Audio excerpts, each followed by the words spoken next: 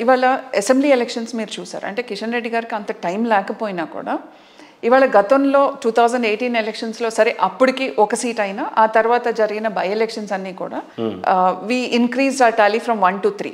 So 3 నుంచి కూడా ఇవాళ మూడు స్థానాల నుంచి 8 స్థానాలకు రావటం కానివ్వండి, ఓటింగ్ పర్సంటేజ్ కూడా 6% నుంచి 14%కి రావటం కానీ డెఫినెట్గా దట్ ఈస్ ఇది.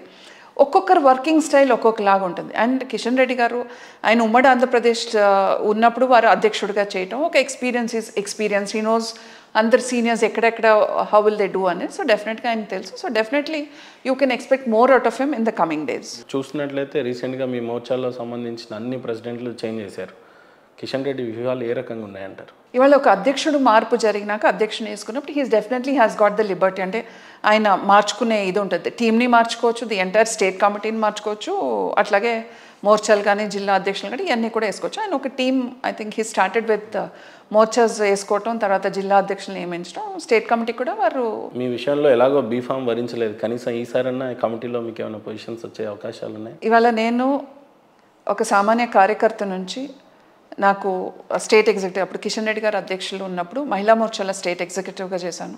ఆ తర్వాత డాక్టర్ లక్ష్మణ్ గారు దాంట్లో మెయిన్ బాడీలో స్పోక్స్ పర్సన్గా, తర్వాత బండి సంజయ్ గారు దీంట్లో స్టేట్ సెక్రటరీగా, ఇప్పుడు కిషన్ రెడ్డి గారితో we're just continuing with the same this one. So వారు కమిటీ వేసుకున్నాక ఇట్ డిపెండ్స్. బట్ ఒకటే అండి, ఆ పదవి అనేది కాదు కానీ మన బాధ్యత పార్టీలో ఉన్నప్పుడు పని చేయటం, what ever is given to you you do your 100% to it, and I have been giving my full time to the party. Ante Revanth Reddy గారి ట్రాక్ రికార్డ్ చూసారా అండి?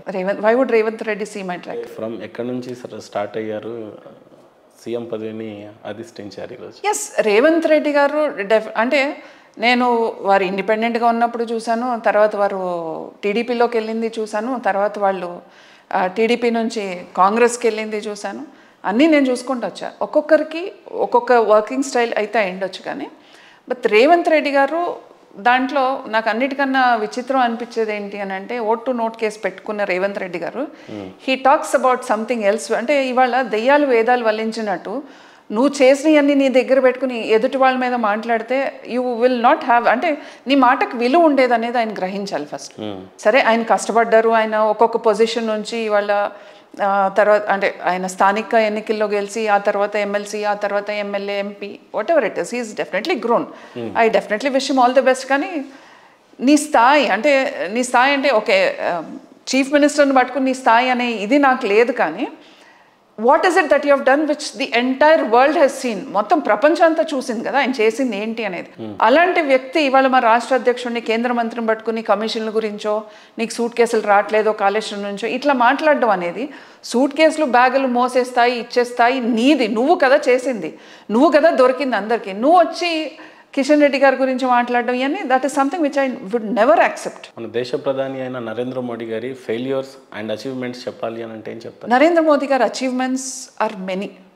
ఇవాళ భారతదేశాన్ని మనం ఇన్ని సంవత్సరాల నుంచి కూడా మనం హిస్టరీ కనుక చదివితే India is a developing country అనే మాట్లాడుతాం. అంటే ఇప్పుడు మీరు డెవలప్ చేసేసారు. కానీ డెఫినెట్గా ఇవాళ డెవలప్డ్ కంట్రీస్లోకి చేరుతుంది అనేది ఇవాళ ఎకానమీ గురించి చూసినా సరే, ఇవాళ ఇన్ఫ్రాస్ట్రక్చర్ చూసినా సరే, ప్రపంచవ్యాప్తంగా కూడా all the countries are looking towards India ఇవాళ. సో డెఫినెట్గా ఇవాళ వికసిత భారత్ అంటే a developed country you'll see a better India, new India అనేటట్టు డెఫినెట్గా చేశారు నరేంద్ర మోదీ గారు. 2024 కల్లా చూస్తే ఉద్యోగాలు లేకుండా యువత 44% పెరిగింది తప్పితే తగ్గలేదు. ఉద్యోగాలు కల్పించే విషయంలో మోడీ గవర్నమెంట్ ఫెయిల్ అయింది అని అంటే ఏం చెప్తారు? ఇవాళ ఉద్యోగ కల్పన చూస్తే అది 26% ఉండింది, క్రమంగా 34% అయింది, ఇప్పుడు 48% అయింది. ఇప్పుడు ఉద్యోగ కల్పన కనుక మీరు చూసుకుంటే డెఫినెట్గా ఉద్యోగ కల్పన జరిగింది. అండ్ నరేంద్ర మోదీ గారు కూడా లాస్ట్ 1 yearలో 10 lakh జాబ్స్ ఏ రకంగా ఏ రకంగా రిక్రూట్ చేసుకుంటూ వచ్చారనేది మనం చూస్తానే.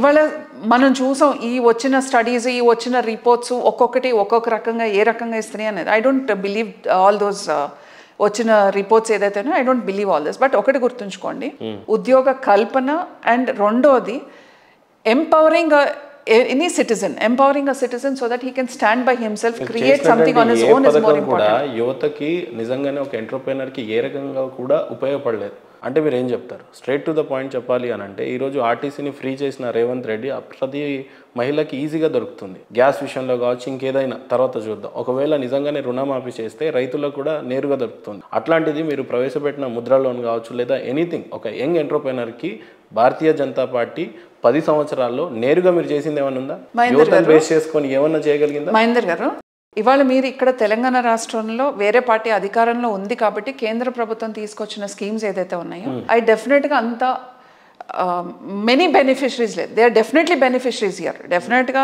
లక్షల్లో బెనిఫిషరీస్ ఉన్నారు, కానీ అనుకున్నంత స్థాయిలో బెనిఫిషరీస్ ఎందుకు లేదు అని అంటే because the state government has not been supporting it. అదే మీరు వేరే రాష్ట్రాలకి ఇవాళ నేను ఒక మాట చెప్తున్నా, ఇదే మీరు ఉత్తరప్రదేశ్కి వెళ్ళండి. ఇవాళ ఇక్కడ మనం డబుల్ బెడ్రూమ్ ఇల్లు గురించి మాట్లాడుకున్నాం కదా, ఎన్ని ఇల్లు ఇచ్చాం మీరు చెప్పండి. నేను అడుగుతున్నా ఎన్ని ఇల్లు ఇచ్చాం, నేను అడిగిన దానికి సమాధానం చెప్పండి. ఎన్ని ఇల్లు ఇచ్చాం ఇక్కడ? ఈ ప్రభుత్వం ఇచ్చుండాలి కదా, గత టీఆర్ఎస్ ప్రభుత్వం ఇచ్చుండాలి కదా. అవును, అదే మీరు ఉత్తరప్రదేశ్కి వెళ్తే 50 లక్షల ఇల్లు ఇవాళ అక్కడ కట్టిచ్చారు. ఎందుకు ఇవ్వగలిగారు అని అంటే కేంద్రంలోనూ